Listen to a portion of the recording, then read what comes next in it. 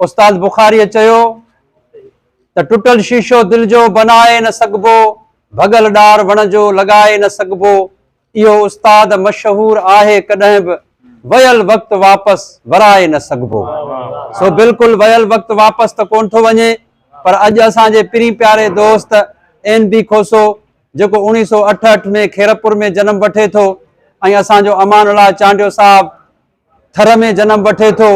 ही थर ऐं काछे जो हिकिड़ो मेलाप आहे जेको असांजे साईं शेख अब्दुल्ला साहब पाण उन्हनि जो करायो आहे, ऐं अॼु उन्हनि जा जनम ॾींहं आहिनि, ऐं इन्हनि जनम ॾींहंनि जे यादुनि खे महफ़ूज़ करण लाइ असां हिते गॾु थिया आहियूं। मूंखे इम्तियाज़ आदिल सूमरे जूं ही सिटूं अॼु यादि अचनि थियूं त चयाईं त मूंखे भाकुर जे बदिले में भालो न हण, मूंसां भुलिजी विछोड़े जो नालो न खण। मूंखे भाकुर जे बदिले में भालो न हण, मूंसां भुलिजी विछोड़े जो नालो न खण। हूअं त केॾो ॾुखियो हो तोसां मिलण, ॼण त सादे सिंधीअ जो कराची अचण। सिंध जे सूंहं जी बका थी लॻी, ॼाम शोरे जी ॼण तूं हवा थी लॻी। मां चवां थो ओ जाना जेसि ताईं जियां, तेसि ताईं पयो तुंहिंजी पूॼा कयां, पंहिंजे लुड़कनि सां तुंहिंजी कयां आजियां। तोखे कहिड़े जन्म जी मुबारक ॾियां, तोखे कहिड़े जन्म जी मुबारक ॾियां।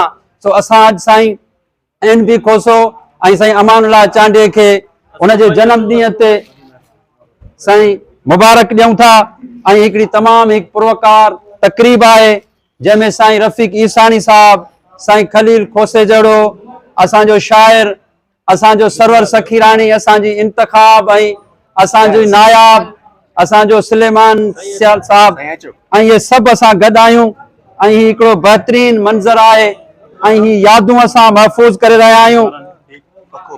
ऐं शेख अयाज़ जूं ॾाढियूं सिटूं भलियूं आहिनि त ॾींहं बि साॻियो, नींहं बि साॻियो, मुंद बि साॻी, मींहं बि साॻियो।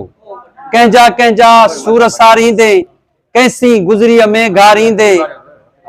मया वेहजो वेहते वार, पियोड़े यार जियोड़े यार, पियोड़े यार जियोड़े यार। सो ही हसीन मंज़र आहिनि जेके तव्हां ॾिसी रहिया आहियो। लाइटर आहे पोइ लाइटर इहो कमु लाइटर लाइटर रात जो दौर ख़तम थी वियो लाइटर हाय हाय